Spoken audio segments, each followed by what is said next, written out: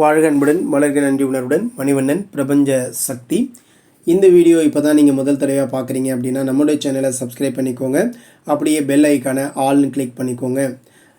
இது வந்து பார்த்திங்க அப்படின்னா அந்த பவர்ஸ் அப்படின்னு சொல்லிட்டு சக்திகள் அப்படின்னு சொல்லி நம்ம பார்த்துட்ருக்குறோம். என்ன நம்மக்கிட்ட சக்திகள் இருக்குது அது மாதிரியான நமக்கு ஒரே குழப்பமாக இருந்திருக்கலாம். ஆனால் வந்து அன்புங்கிற ஒரு விஷயத்த தொடர்ச்சியாக பார்த்துட்டே இருக்கிறோம். என்னங்க அன்பை பற்றி பேசுகிறதுக்கு இவ்வளோ விஷயம் இருக்குதா அப்படின்னு நீங்கள் நினைக்கலாம். அன்புங்கிறது உங்கள் வாழ்க்கையை மட்டும் இல்லைங்க, இந்த உலகத்தில் உள்ள அத்துணை கோள்களையும் இணைத்து வச்சுருக்கு. இந்த பிரபஞ்சம் இயங்கிக்கிட்டு இருக்குது அப்படின்னாலே அங்கே அன்புன்ற ஒரு விஷயம் இல்லை அப்படின்னா இந்த பிரபஞ்சத்தால் இயங்கவே முடியாது. அவ்வளோ பெரிய ஆற்றல், அவ்வளோ பெரிய சக்தி அந்த அன்புக்கு இருக்குதுங்க. நீங்கள் எதெல்லாம் உணர்றீங்களோ அதையெல்லாம் பெறுறீங்க. எதையெல்லாம் உங்களால் வந்து உணர முடியுது, நல்ல விதமாக உணர்றீங்களோ அல்லது நல்ல விதம் இல்லாமல் உணர்றீங்களோ அதை அப்படியே உங்களால் பெற முடியும். எப்போ உங்களுடைய வாழ்க்கையில் வந்து நீங்கள் வந்து எந்த ஒரு விஷயத்தை வந்து உங்களால் வந்து அந்த அந்த அலைவரிசையில் இல்லாமல் இருக்க முடியுது. இப்போ வந்து நீங்கள் அன்பின் அலைவரிசையில் இருந்தீங்க அப்படின்னாலே உங்களுக்கு எல்லா விஷயங்களும், அதாவது இப்போ ஒரு மனிதன் என்ன சொல்கிறான் அப்படின்னா எனக்கு வந்து அது பற்றாக்குறை இருக்குங்க, இது பற்றாக்குறை இருக்குங்க அப்படின்னு எந்த ஒரு மனிதன் சொல்கிறானோ வாழ்க்கையில் எது அவனுக்கு பற்றாக்குறையாக இருக்குது அப்படின்னு ஒருத்தன் சொன்னான் அப்படின்னு வச்சுக்கோங்களேன், அப்போ அந்த நம்ம நபர்கிட்ட அன்புங்கிற ஒரு விஷயம் குறைவாக இருக்குதுன்னு அர்த்தம், அது பற்றாக்குறையாக இருக்குதுன்னு அர்த்தம்.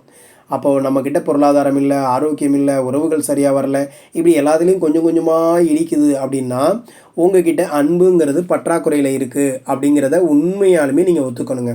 அப்போ அன்பு, நான் அன்பே காமிக்கிறது இல்லையா, நிறைய பேர்கிட்ட அன்பெல்லாம் காமிச்சு தானேங்க இருக்கிறேன் அப்படின்னு நீங்கள் கேட்கலாம். ஆமாம், அன்பு காமிக்கிறீங்க, இல்லைன்னு சொல்லலை. சுயநலம் இல்லாத உண்மையான அன்பை சில நேரங்களில் காமிக்கிறீங்க. ஆனால் பல நேரங்களில் அதை நிறுத்திடுறீங்க. அதாவது ஒரு நாளைக்கு 100 தடவை நினைக்க வேண்டியதுக்கு பதிலாக ஒரு 5-6 தடவை நினச்சிட்டு அதோட நிப்பாட்டிடுறீங்க. அப்போ என்ன பண்ணுறீங்க அந்த நேரங்களில், மற்ற நேரங்களில் ஒரே சந்தேகம், நம்பிக்கையின்மை, இந்த மாதிரி எதிர்மறையான உணர்வுகளில் இருக்கிறீங்க. அப்போ இதனால் என்ன ஆகுது அப்படின்னா நீங்கள் எந்த ஒரு விஷயத்தை அன்போடு நேசிச்சிங்களோ அந்த விஷயம் உங்களுக்கு கிடைக்கிறதுக்கு நீங்களே தடைக்கெல்லாம் மாறிடுறீங்க. அதனால் உங்களுக்கு அது கிடைக்காம போயிடுது, அது உங்கள்கிட்ட வர்றதுக்கு தயங்குது. ஏன் அப்படின்னு கேட்டிங்கன்னா, ஸோ அந்த மாதிரியான ஒரு நிலையை தான் நம்ம உருவாக்குறோம்.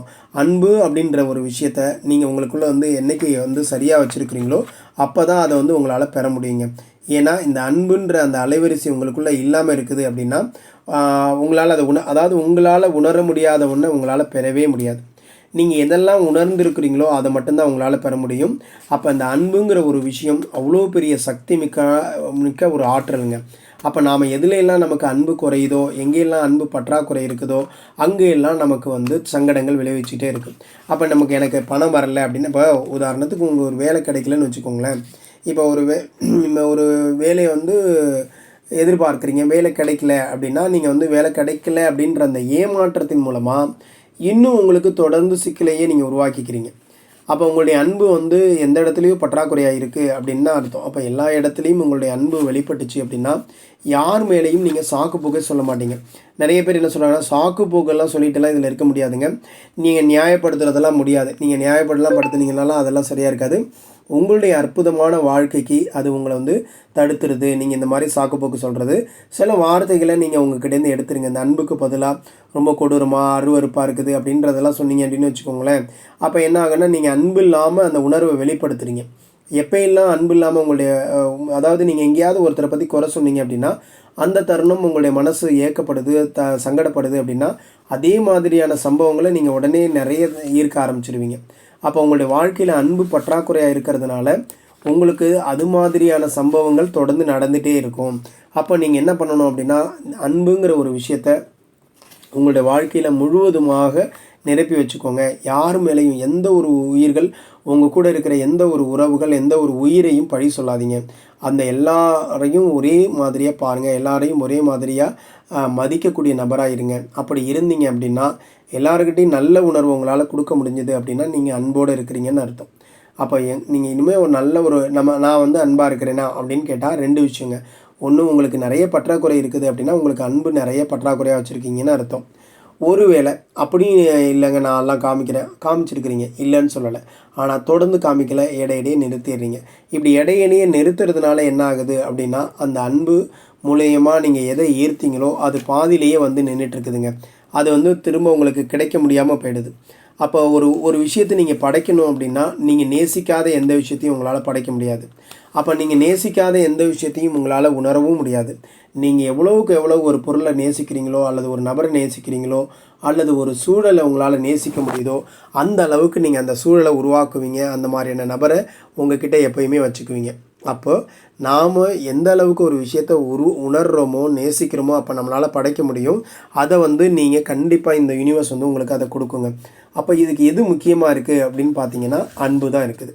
நீங்கள் எந்த அளவுக்கு மற்றவங்கள்ட்ட அன்பை கொடுக்குறீங்களோ அந்த அளவுக்கு உங்களுக்கான பலன் பெருசாக கிடைக்கும் அப்படின்னு சொல்கிறாங்க. ஏன்னா அன்பு மிகப்பெரிய சக்தி மிக்க ஒரு மூலம்ங்க. அதுதான் ஆற்றலுடைய முழு சக்தியுமே. அந்த அன்பு குறைஞ்சது அப்படின்னா எல்லாத்துலேயுமே ஆற்றல் குறைய ஆரம்பிக்குங்க. எல்லாத்துலேயுமே ஆற்றல் குறைஞ்சதுன்னா என்ன ஆகும்?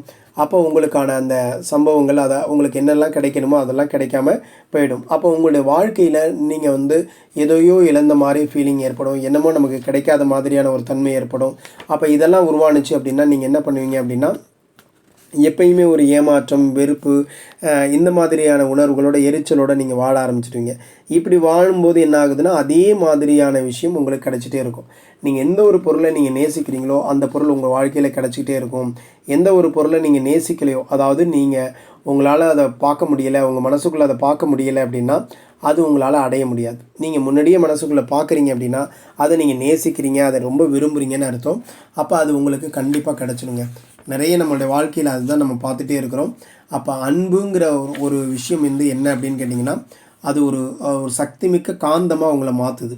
நீங்கள் என்னெல்லாம் விரும்புகிறீங்களோ அதையெல்லாம் உங்ககிட்ட ஈர்க்கக்கூடிய ஒரு ஆற்றல் மிக்க காந்தமாக உங்களை உருவாக்கக்கூடிய விஷயம் எதில் இருக்குது அப்படின்னா அன்புல தான் இருக்குது. அப்போ அன்பு அப்படின்றத இனி வரும் நாட்களில் நீங்கள் என்ன பண்ணுங்கள் அப்படின்னா, யாராவது உங்களுக்கு சங்கடம் விளைவிச்சிட்டாங்களா, உங்கள் வீட்லேயே நீங்கள் சொன்ன கருத்தை ஏற்றுக்கலையா, அப்போ உங்களுக்கு அவங்க மேலே கோபம் வருதா, அப்போ நீங்கள் என்ன பண்ணுங்கன்னா, இல்லை அவங்களும் ஒரு வாட்டி செஞ்சு பார்க்கட்டுமே, அவங்க விருப்பப்படி நடக்கட்டும், நாம் பொறுத்திருப்போம், பொறுமையாக இருப்போம், நம்ம தேவையானப்போ நம்மளுடைய உதவியை செய்வோம் அப்படின்னு மாற்றி யோசிச்சு பாருங்கள்.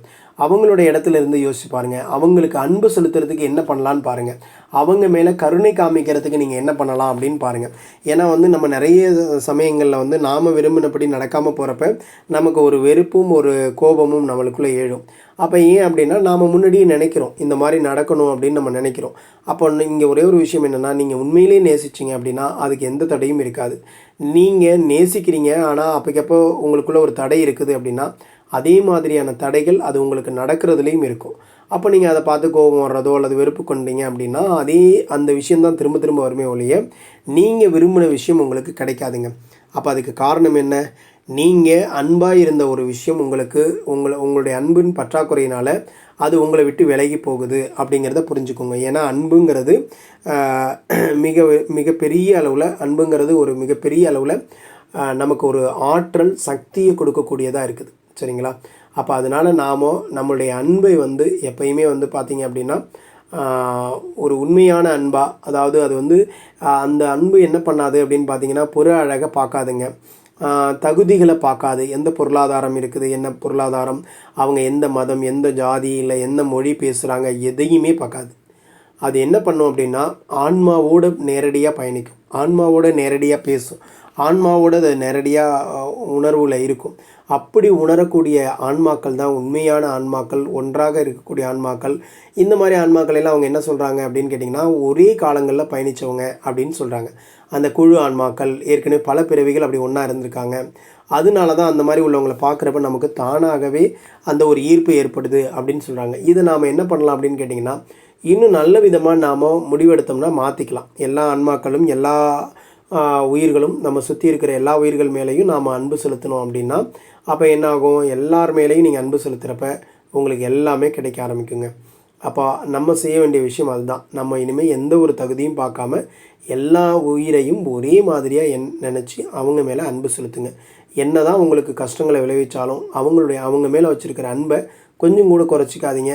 அவங்க மேலே எந்த ஒரு வருத்தமோ இல்லை ஒரு காயமோ எதையுமே நீங்கள் வெளிப்படுத்தாதீங்க. அதுக்காக உங்கள் மனசுக்குள்ளே வச்சுக்கணும்னு இல்லைங்க. உண்மையிலேயே நீங்கள் அவங்கள மன்னிச்சிடணும். நீங்கள் அவங்கள உண்மையிலேயே மன்னிச்சிங்க அப்படின்னா உங்ககிட்ட கருணை இருக்குது அப்படின்னு அர்த்தம். எப்போ கருணை உங்ககிட்ட அதிகமாக இருந்துச்சோ அப்போ அன்பு அப்படிங்கிறது உங்ககிட்ட அங்கே அதிகமாக ஆரம்பிக்கும். அப்படி அன்பை அதிகப்படுத்த என்ன ஆகும் அப்படின்னு கேட்டிங்கன்னா உங்களுடைய எல்லா நல்ல உணர்வுகளும் அதிகமாகிட்டே இருக்குங்க. அப்போ தொடர்ந்து நீங்கள் அன்பாக இருக்கக்கூடிய நிலையை உங்களுக்குள்ளே வச்சுக்க ஆரம்பிச்சிட்டிங்க அப்படின்னா நீங்கள் எதெல்லாம் விரும்புனீங்களோ, உங்களுக்கு எதெல்லாம் நல்லதோ, எது தேவையோ அது எல்லாம் தானாக வர ஆரம்பிச்சிடும். அதாவது ஏன் அப்படின்னா நீங்கள் உங்களுக்கான விஷயங்களை வர்றதுக்கான அலைவரிசையை தடுக்கலை. ஏன்னா எப்போ அன்பை நீங்கள் குறைக்காமல் அன்பை அதிகப்படுத்திகிட்டே இருக்கிறீங்களோ, அன்பை அதிகப்படுத்துறதுக்கான வழிகளை கடைபிடிச்சிட்டே இருக்கிறீங்களோ, அப்போ உங்களுக்கு வர வேண்டிய எல்லாத்தையுமே நீங்கள் என்ன பண்ணிடுவீங்க, தானாக ஈஸியாக எடுத்துடுவீங்க. அதனால் இந்த அன்பை முழுமையாக வச்சுக்கொள்ளுங்கள். அந்த அன்பை எப்பயுமே முழுமையாக வச்சுருந்தீங்க அப்படின்னாலே உங்களுக்கு எல்லாமே முழுமையாக இருக்கும். இந்த செய்தியோடு இன்றைக்கி வீடியோ நம்ம நிறைவு பண்ணலாங்க. ஸோ இன்னும் சுவாரஸ்யமான பல தகவல்களோடு நாளைக்கு உங்களோட நான் சந்திக்கிறேன். நன்றி. உங்கள் மணிவண்ணன்.